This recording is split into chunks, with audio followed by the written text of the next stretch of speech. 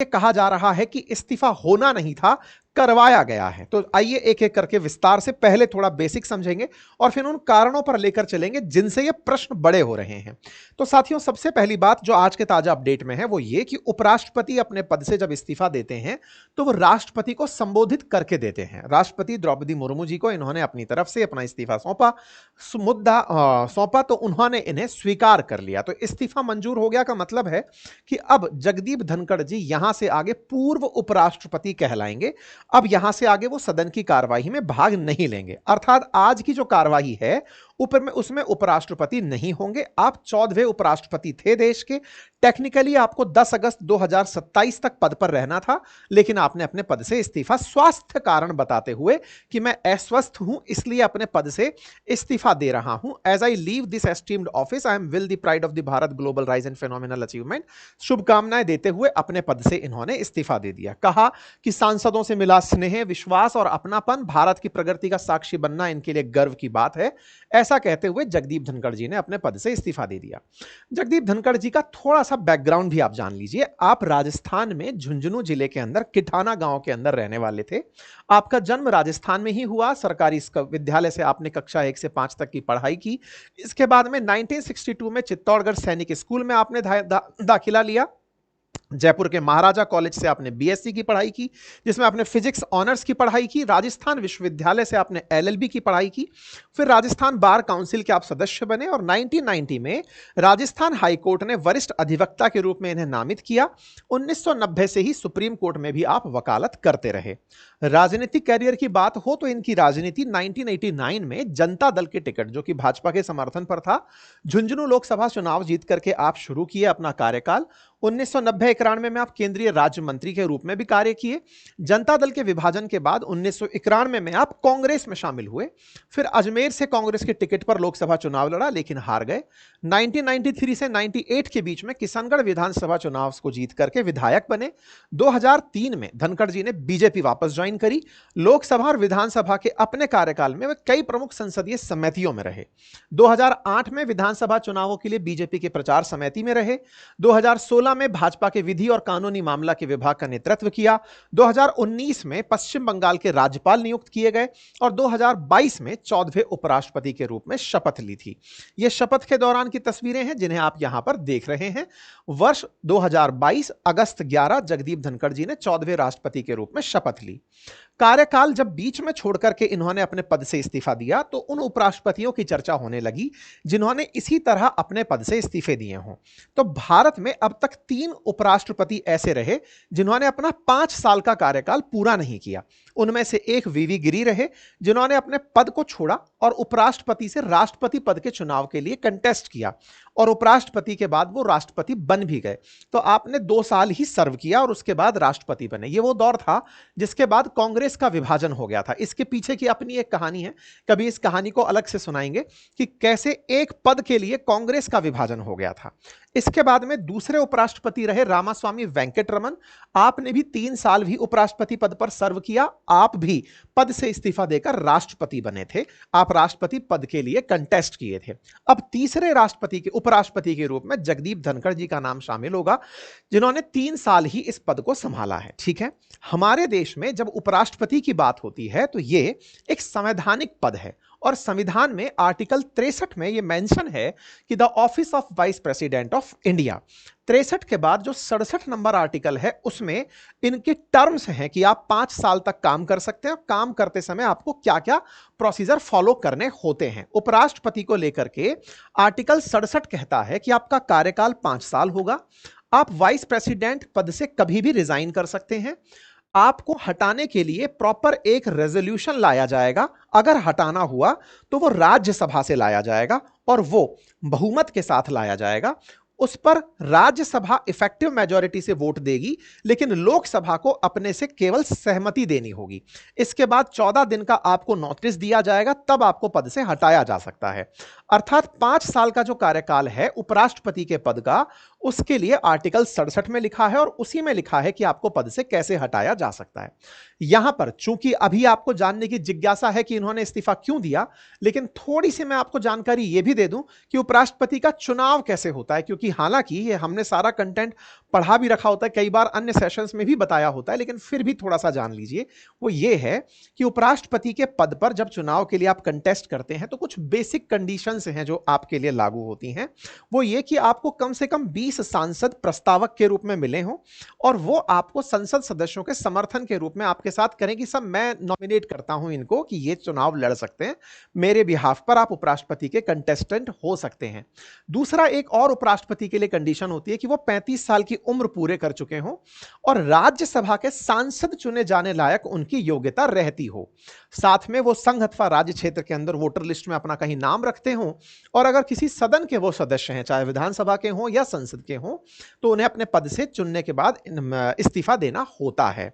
इसके अंदर जब वोट डलते हैं तो वो लोकसभा और राज्यसभा दोनों ही अपने सांसदों से वोट करवाती हैं और वोट करने के बाद में जो नॉमिनेटेड मेंबर्स होते हैं, ये बड़ा इंटरेस्टिंग है जान लेना कि जो नामित सांसद होते हैं वो इनके इलेक्शन में वोट देते हैं। सिंगल ट्रांसफरेबल वोट सिस्टम होता है, बैलेट पेपर से मतदान होता है, जिसे ज्यादा मत मिलते हैं, यानी कि सिंगल ट्रांसफरेबल है तो डेट मीन्स 50% से ऊपर जब मत मिल जाते हैं तो ये उपराष्ट्रपति के रूप में चुन लिए जाते हैं। ठीक है, 5 साल का कार्यकाल होता है।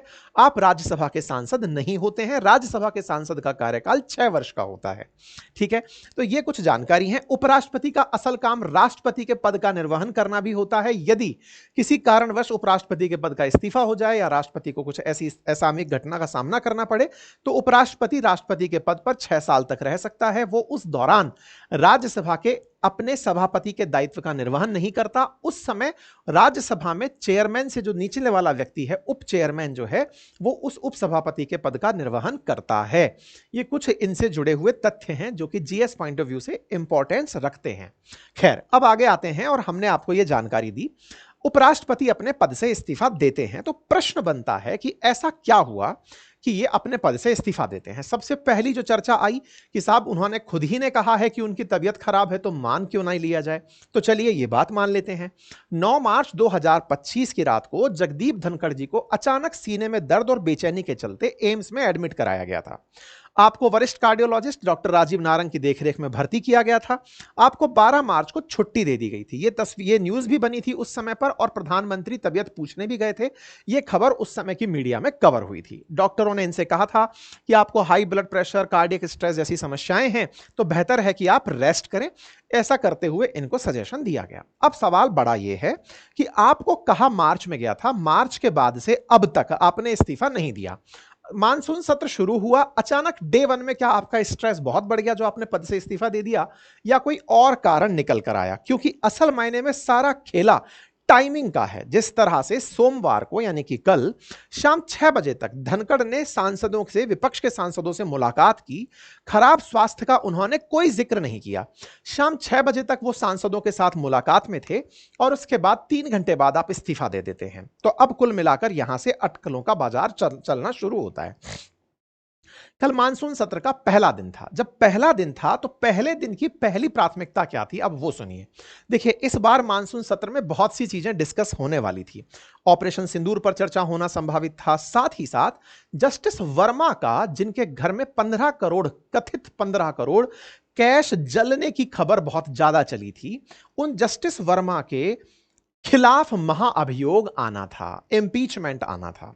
और वो इंपीचमेंट जस्टिस इंक्वायरी एक्ट 1968 के तहत आना था, जिसमें महाअभियोग लोकसभा अथवा राज्यसभा में से प्रस्ताव के रूप में पेश होना था। यदि लोकसभा से पेश होता तो 100 सांसदों की बैकिंग चाहिए थी, राज्यसभा से पेश होता तो 50 सांसदों की बैकिंग होती। जिस भी सदन से वो आता, उस सदन में अगर राज्यसभा से आया तो राज्यसभा का जो चेयरमैन है वो 3 सदस्यों की कमेटी बनाएगा, और अगर लोकसभा से आता तो लोकसभा के जो स्पीकर हैं वो 3 सदस्यों की कमेटी बनाएंगे। अभी फिलहाल के लिए आप इतना सा जानिए, क्योंकि अब यहां से आगे ही सारा की सारा कलेश इसी बात पर है। जो मुख्य रीजन है उसमें जस्टिस वर्मा कैसे उपराष्ट्रपति का पद खा गए, अब आपको यह समझ में आने लगेगा। असल में जस्टिस वर्मा जो दिल्ली हाईकोर्ट के अंदर जज थे, जिनके घर पर कैश मिला था, इनसे पद छोड़ने की कहा गया। इन्होंने पद नहीं छोड़ा। फिर चर्चा आई कि सरकार इनके खिलाफ मानसून सत्र में महाभियोग लाएगी, यानी खुद नहीं छोड़ सकते तो इनको हटाने के लिए संसद में कार्यवाही की जाएगी। तो यहां पर एमपी, मतलब जो सांसद हैं, वो इनके खिलाफ दोनों हाउसेज में से कहीं भी जस्टिस वर्मा के खिलाफ इंपीचमेंट का मोशन ला सकते थे। कल जैसे ही दिन शुरू हुआ एक तस्वीर बाहर आती है, जिस तस्वीर में लोकसभा के जो स्पीकर हैं ओम बिड़ला जी, उनके पास में ये सांसद दिखाई देते हैं। ये सांसदों की संख्या 145 बताई जाती है, जो कि प्रस्ताव के लिए गए होते हैं ओम बिड़ला जी के पास कि लीजिए ओम बिड़ला जी, हम आपको साइन करके दे रहे हैं, 100 से अधिक सांसद हैं, हम चाहते हैं कि अब इनके खिलाफ जांच के लिए 3 सदस्यों की कमेटी बनाई जाए, जिसमें सुप्रीम कोर्ट या फिर सुप्रीम कोर्ट का चीफ जस्टिस या कोई जस्टिस या हाई कोर्ट का चीफ जस्टिस या जस्टिस और एक एमिनेंट जूरिस्ट डाल करके इनके खिलाफ जांच कमेटी बिठाई जाए और उस जांच की सिफारिश के ऊपर फिर महाअभियोग का प्रस्ताव चलाया जाए। तो यह कहानी कहां हुई? लोकसभा की एक तस्वीर से निकलकर आई। अब आप पूछेंगे एक बात बताइए, ओम बिड़ला जी भी बीजेपी से सांसद थे और धनखड़ साहब भी बीजेपी के ही उम्मीदवार थे जब उपराष्ट्रपति बनाए गए थे। दोनों ही सदन में इनका बहुमत है। तो ऐसे में ओम बिड़ला के पास में अगर जाएं या फिर जगदीप धनखड़ के पास में सांसद जाएं, गड़बड़ क्या है? मतलब कहीं पर भी चले जाइए, अल्टीमेटली आ तो इंपीचमेंट ही रहा है ना। अगर लोकसभा से आ रहा है तो भी इंपीचमेंट और राज्यसभा से आ रहा है तो भी इंपीचमेंट। अब यहीं पर सारा खेला है।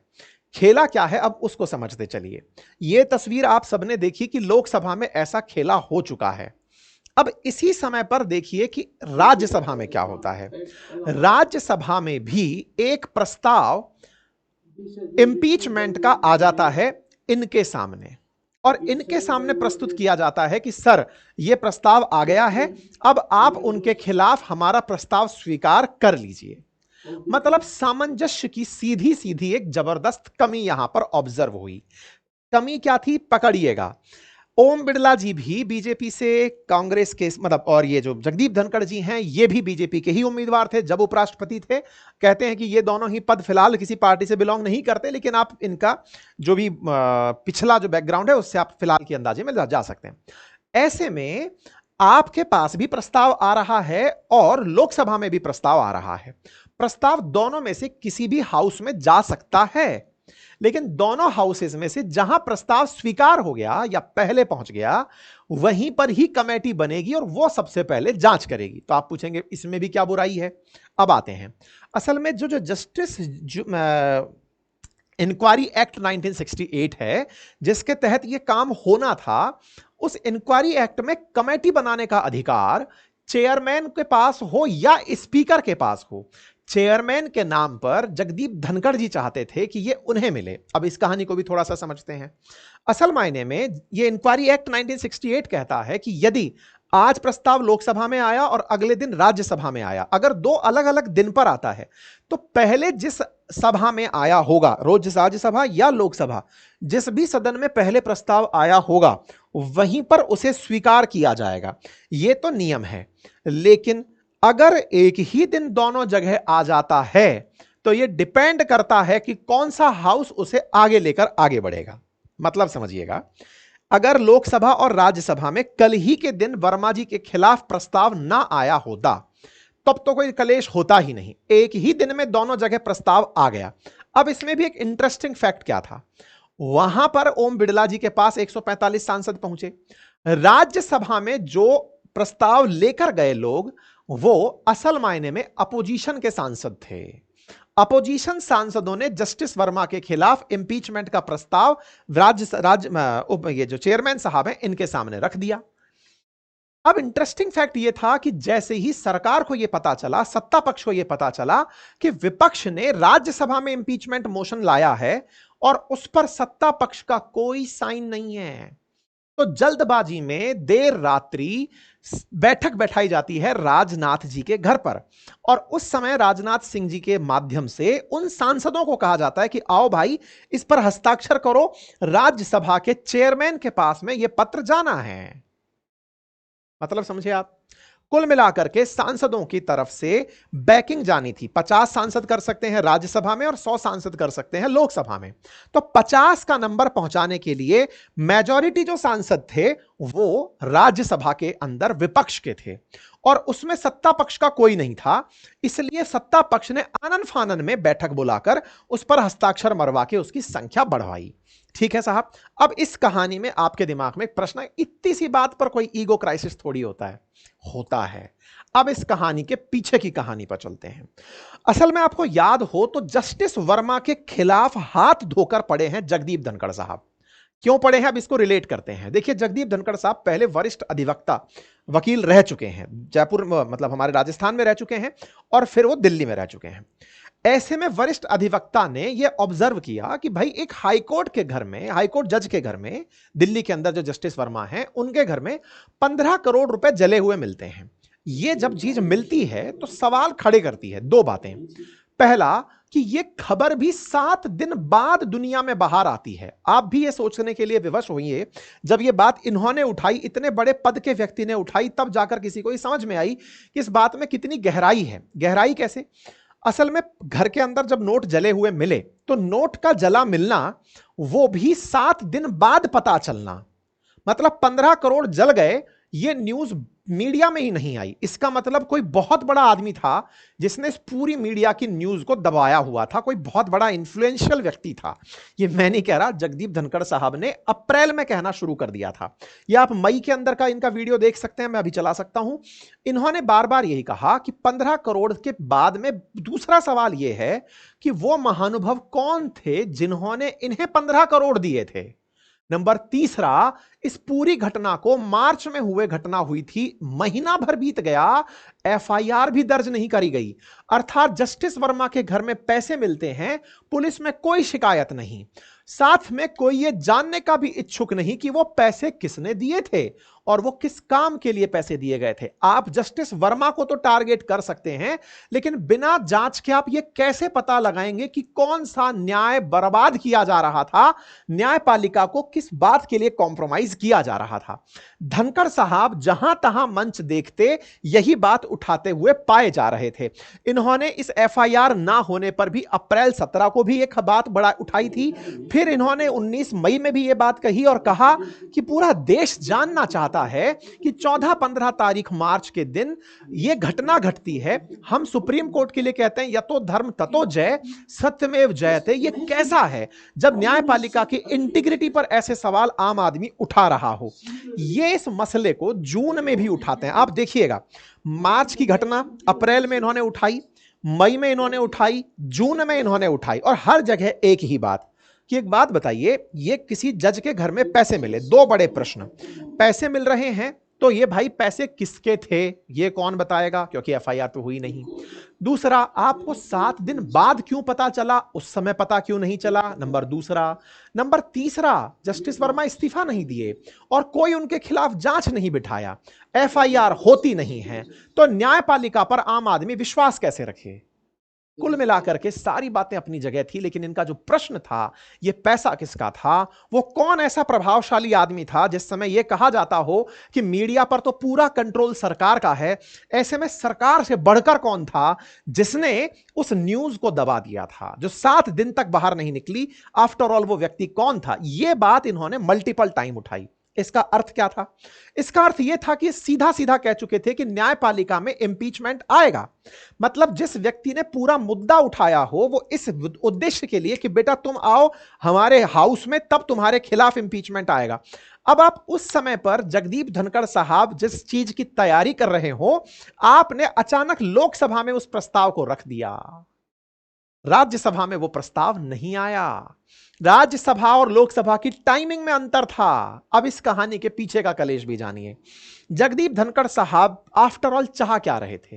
वो चाह रहे थे जो जांच कमेटी बैठे उसमें उनका इंटरफेरेंस हो। सुप्रीम कोर्ट का जज कौन होगा, हाई कोर्ट का जज कौन होगा और एमिनेंट जूरिस्ट कौन होगा, ये तय करें, क्योंकि बाकी तो फिर वोट का काम है। लेकिन उससे पहले जांच में निकल करके तो आए कि पैसा है किसका। ये कहानी ये चाह रहे थे। अब एक और कहानी यहां चलाई जा रही है, और वो क्या है? असल में हाईकोर्ट इलाहाबाद के अंदर एक शेखर यादव नाम से जज साहब और हैं। उन्होंने मुसलमानों पर एक आपत्तिजनक टिप्पणी की थी, एक शब्द का विशेष प्रयोग किया था। कांग्रेस का कहा जा रहा है कि वो आपके माध्यम से उन शेखर यादव के खिलाफ भी इंपीचमेंट का प्रस्ताव लाना चाहती थी। हालांकि यह बात अभी मीडिया में नहीं आई है, लेकिन कहा जा रहा है कि एक बार यह जस्टिस वर्मा वाला प्रस्ताव आता, पीछे से वो प्रस्ताव भी डाल दिया जाता। खैर, चूंकि उसके बारे में अभी कहीं कोई रिपोर्टिंग नहीं है, इसलिए अभी के लिए उसे छोड़ते हैं, जस्टिस वर्मा पर ही फोकस करते हैं। तो जस्टिस वर्मा का जो मामला है उससे आप बेहद आहत हुए। अब आप कहेंगे कि अचानक कैसे आहत हो सकता है आदमी इतनी सी बात पर, इतना बड़ा पद है, इतना। अब इसके पीछे की कहानी सुनते हैं साहब।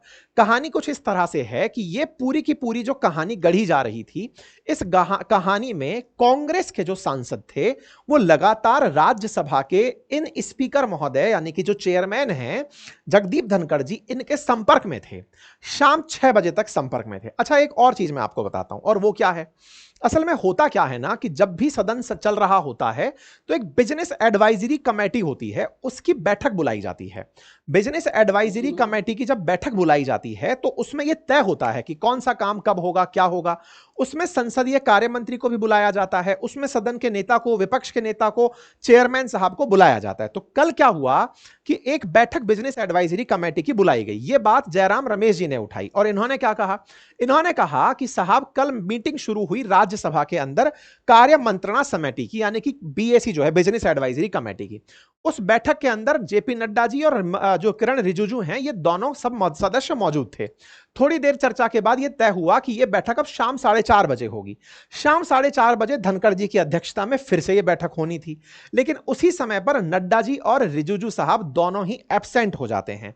दोनों इस मीटिंग में नहीं आते। उपराष्ट्रपति मीटिंग ले रहे हैं और दो नेता वहां पहुंचे नहीं, और ना ही इसकी कोई इंफॉर्मेशन दी जाती है और कहा जाता है कि सर इस मीटिंग को टाल दीजिए। यह मीटिंग टाल दी जाती है अगले दिन के लिए, यानी कि अगले दिन बोले तो आज की दोपहर 1 बजे के लिए। ऐसे में दोपहर 1 बजे से लेकर शाम 4:30 बजे के बीच में क्या क्या हुआ, उधर की तरफ लोकसभा के अंदर वो जस्टिस वर्मा का इंपीचमेंट का जो कागज है जिस पर प्रस्तावक के रूप में सांसदों को साइन करने थे, वो ओम बिरला जी के पास पहुंच चुके थे। नड्डा साहब और जो किरण रिजिजू जी हैं वो दोनों की दोनों इस मीटिंग में आए नहीं। धनखड़ साहब इस बात से कि भाई ये अल्टीमेटली मेरी बैठक है, इसमें कोई नहीं आ रहा है, कहा जा रहा है कि उसके बाद तक शाम को सब सही चल रहा था, लेकिन इन्होंने अपने पद से इस्तीफा दे दिया। प्रश्न क्यों उठे? प्रश्न उठना इसलिए शुरू हुआ कि यह पूरी तरह से कुछ ऐसी स्थिति थी जिसमें टकराव दिखाई दे रहा है। अब यह देखिए विपक्ष का काम है, विपक्ष अब एक एक करके वो सारी चीजें निकाल कर लाएगा जिसमें से उन्हें लगता है कि हां यहां पर पॉलिटिकल माइलेज मिल सकता है। वो कैसे?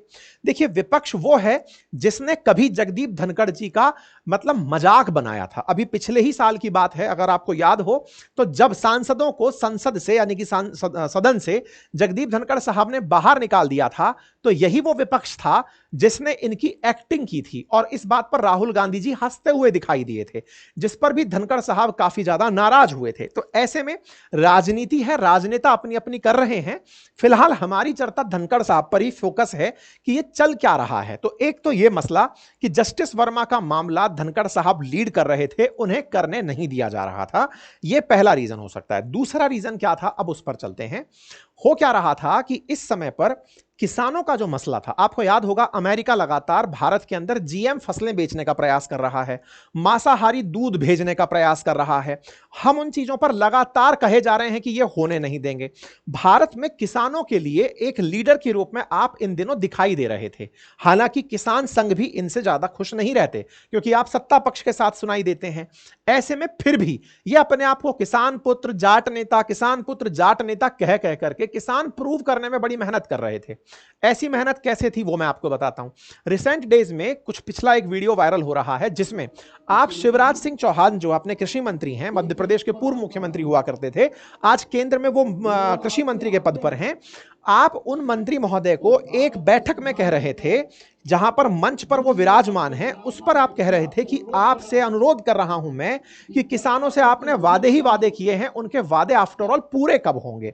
ये कहते हुए इन्होंने किसानों से आप बातचीत क्यों नहीं कर रहे हैं, ऐसा कहते हुए मुंबई के अंदर केंद्रीय कपास प्रौद्योगिकी अनुसंधान क्षेत्र में आपने उनके सामने ये बात रखी थी। तो ये वीडियो जो पुराना है वो इस समय पर बहुत वायरल हो रहा है कि इस्तीफे की कहीं वजह यह तो नहीं है कि किसानों के मसले पर धनखड़ साहब चुप नहीं हो रहे थे और उन्हें चुप कराने का प्रयास किया जा रहा था। तीसरी चीज एक और निकल कर आती है और वो है कि सदन के प्रथम दिन पर ही नड्डा साहब और धनखड़ साहब के बीच में एक थोड़ी सी गहमा गहमी देखी गई, जिसमें धनखड़ साहब से नड्डा साहब कहते हुए दिखाई दिए कि बात तो केवल मेरी ही जाएगी। Nothing will go on record. Whatever I'll say, that will go on record. You should know. ये वीडियो ऐसा था जिसमें कि संसद पक्ष और विपक्ष दोनों आपस में, सत्ता पक्ष और विपक्ष एक दूसरे के साथ आरोप प्रत्यारोप में थे। समय दिया गया था खड़गे साहब को कुछ बोलने का कि आप बोलिए। खड़गे साहब को केवल जो नियम था उस पर बोलना था, लेकिन वो बोलते हुए अन्य मामलों में आगे बढ़ गए थे। ऐसे में नड्डा साहब खड़े हुए और उन्होंने जो बात स्पीकर यानी चेयरमैन को कहनी चाहिए थी वो बात खुद से कह दी कि nothing will go on record, मैं जो कहूंगा वो रिकॉर्ड में जाएगा। ये ऐसा था कि आप चेयर को बाईपास कर रहे हैं। भाई ये क्लासरूम जैसी होती है राज्यसभा। टीचर के रूप में आपने चेयरमैन बिठाया हुआ है, लेफ्ट में बैठा हुआ है विपक्ष, राइट में बैठा हुआ है सत्ता पक्ष। सत्ता पक्ष और विपक्ष दोनों के बीच में टीचर बैठ करके एक तरह से एंकर कर रहा है, एम्पायरिंग कर रहा है। एम्पायर के रूप में चेयरमैन साहब को बोलना था कि नड्डा साहब की बातें मैं रखूंगा, इनकी बातें मैं नहीं रखूंगा। लेकिन नड्डा साहब कह रहे हैं कि nothing will go on record, only what I से विल गो ऑन रिकॉर्ड, मतलब कि जो मैं कहूंगा वो रिकॉर्ड में जाएगा। ये चेयर को बाईपास करने जैसा था। कहा जा रहा है कि नड्डा साहब और इनके बीच में उस समय पर इस बात को लेकर तलखी हुई, जिसके चलते शाम को वो मीटिंग में 4:30 बजे नहीं पहुंचे थे। अब कांग्रेस को यहां पर मजे लेने का मौका मिल गया। उन्होंने इस ट्वीट को उठा करके पूछना शुरू कर दिया कि भाई वो तो एकदम स्वस्थ थे, पद से इस्तीफा क्यों दे दिए, सरकार के सामने कोई बोलता है तो उसे इस्तीफा देना पड़ता है। तमाम बातें चलती रही। इन तमाम बातों के बीच में एक बात और चलने लगी और वो थी प्रधानमंत्री की। क्या थी? कल से लेकर आज तक, आज दोपहर 12:15 बजे प्रधानमंत्री का ट्वीट आता है और प्रधानमंत्री जगदीप धनखड़ जी से कहते हैं कि आपने कई महत्वपूर्ण भूमिकाओं में देश की सेवा करने का आपको अवसर मिला है, मैं उनके उत्तम स्वास्थ्य की कामना करता हूं। श्री जगदीप धनखड़ जी को भारत के उपराष्ट्रपति सहित कई भूमिकाओं में देश की सेवा करने का अवसर मिला है, मैं उनके उत्तम स्वास्थ्य की कामना करता हूं। इसका अर्थ यह था कि प्रधानमंत्री जी उन्हें यह कह रहे हैं कि आपने इस्तीफा क्यों दिया, आपके अचानक इस्तीफा देने से हम प्रभावित हैं या नहीं हैं, दुनिया सुनना चाहती थी। कल से लेकर अब तक प्रधानमंत्री का पूरे एक दिन बाद, या फिर पूरा एक दिन नहीं कहा जाए, पूरी रात और मध्य दोपहर तक अब जाकर ट्वीट जब आया और उसमें भी स्वास्थ्य की कामना देकर यह कहा गया कि आपको बहुत सारे अवसर मिले हैं। यह एक तरह से दर्शाता है कि प्रधानमंत्री भी धनखड़ साहब से खुश नहीं थे। हो सकता है कि उनके द्वारा जो अपने आप को अलग पावर सेंटर बनाने का प्रयास हो, इस वजह से हो। प्रधानमंत्री के द्वारा नाखुशी इस ट्वीट में साफ और उसकी देरी में साफ दिखाई पड़ रही है, ऐसा राजनीतिक विश्लेषकों का मानना है। इससे भी बड़ी एक बात और निकल कर आती है और वो ये है कि आने वाले कल यानी कि 23 तारीख को धनखड़ साहब का ऑलरेडी जयपुर आना प्लान्ड था। राजस्थान की उनकी यात्रा प्लान थी। ये 21 तारीख को ही वाइस प्रेसिडेंट विजिट राजस्थान के नाम से एक सर्कुलर जारी होता है वाइस प्रेसिडेंट के सेक्रेटेरिएट स्टाफ से। 23 तारीख को जब वो जयपुर आना प्रस्तावित है तो अचानक 21 तारीख की रात को आप इस्तीफा कैसे दे सकते हैं? यह बात चुनावी हलकों में राजनीतिक विश्लेषकों में एक अलग प्रकार की क्यूरोसिटी पैदा कर रही है कि साहब वाइस प्रेसिडेंट ऐसा तो नहीं कर सकते। एक दिन पहले तो कह रहे हैं कि मैं परसों वहां आ रहा हूं, अचानक कह रहे हैं कि मेरी तबीयत खराब है, मैं पद छोड़ रहा हूं। ऐसे में फिर से तमाम सवाल खड़े होते हैं कि कुल मिलाकर के यह इस्तीफा उनने दिया या दिलवाया गया। ऐसा ही वरुण ग्रोवर का एक ट्वीट था जो कल जबरदस्त हिट हुआ था और वो ये था कि क्या जगदीप जी को पता है कि उन्होंने इस्तीफा दे दिया है। जबरदस्त सरकाजम के साथ में ये ट्वीट था कि कहीं ऐसा तो नहीं कि उनके नाम पर इस्तीफा लिखवाकर उनसे साइन करवाकर कह दिया होगा कि सर चल दिए। ऐसा अक्सर आरोप लगता रहा है भारत सरकार में बैठे हुए पदासीन लोगों पर कि ये खुद से सब कुछ गवर्न करते हैं। खैर, सत्ता पक्ष और विपक्ष के बीच में खींचतान जो भी हो, लेकिन हां ये सवाल जरूर सबके मन में बना रहेगा कि जगदीप धनखड़ जी ने पद से इस्तीफा क्यों दिया। वो व्यक्ति जो ये कहता हो कि मैं 2027 में इस्तीफा दूंगा, वो व्यक्ति जो कहता हो कि मैं डरता नहीं हूं, वो अचानक पद से इस्तीफा देकर कहीं और कोई बड़ा मैसेज तो नहीं देना चाह रहा है। और वो क्या है? असल मायने में जगदीप धनखड़ जी का जन्म 51 में हुआ था। सन 51 से आप 75 में, फिलहाल 25 में खड़े हैं। इनकी उम्र हो चुकी है 74 साल। अब 74 साल जिस व्यक्ति की उम्र हो चुकी हो, टेक्निकली मई में आप 74 साल के हो चुके हैं, जून जुलाई के कालखंड में हैं। थोड़े दिन पहले ही मोहन भागवत जी ने 75 साल की उम्र में नेताओं को शॉल ओढ़ने की सलाह दी थी कि भैया रिटायर हो जाओ। अब इसी कालखंड को ध्यान दें तो प्रधानमंत्री नरेंद्र मोदी 74 साल के हो जाएंगे, अभी 74 साल के ऑलरेडी हो चुके हैं और 17 सितंबर 2025 के अंदर आप 75 साल के हो जाएंगे। ऐसे में उनका 75 साल होते ही क्या वो भी उसी तर्ज पर जिस तरह से मुरली मनोहर जोशी, लाल कृष्ण आडवाणी जी, इन सब ने अपने पद से रिटायरमेंट ले लिया था या दिलवा दिया गया था, क्या आप भी अपने पद से रिटायरमेंट ले लेंगे? क्या ये आरएसएस के द्वारा कही गई कार्यप्रणाली को अपनाते हुए धनखड़ साहब ने इस्तीफा दिया। यह एक अलग गणित इस समय लगाया जा रहा है, जो भी हो, लेकिन हां, इस समय मार्केट में गजब का इनके इस्तीफे से उठा हुआ सवाल चल रहा है। खैर, इन सबके बीच में एक सवाल यह भी जरा बनता है कि अब उपराष्ट्रपति कौन बनेंगे। हालांकि जगदीप धनखड़ जी विपक्ष को भी खासे पसंद नहीं थे, लेकिन उनके पद से जाते ही विपक्ष को अचानक पसंद आ गए हैं।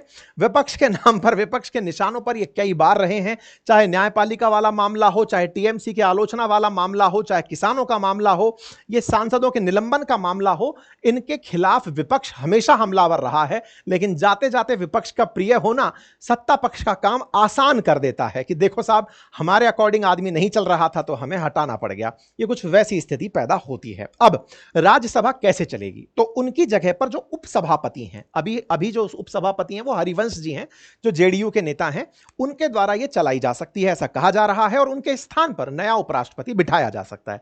संविधान क्या कहता है? संविधान कहता है कि यथाशीघ्र नया उपराष्ट्रपति बिठाया जाए। कोई भी टाइम टेबल नहीं है कि इतने समय में बिठाने की बात है। तो फिलहाल मानसून सत्र में तो लग नहीं रहा कि राज्यसभा, मानसून सत्र में तो कि उपराष्ट्रपति का चुनाव हो पाएगा। हो सकता है कि अगले सत्र से पहले चुनाव करा लिया जाए। बाकी आपको सही वजह क्या लगती है इस प्यार के टूटने की, कमेंट बॉक्स में अवश्य बताइएगा।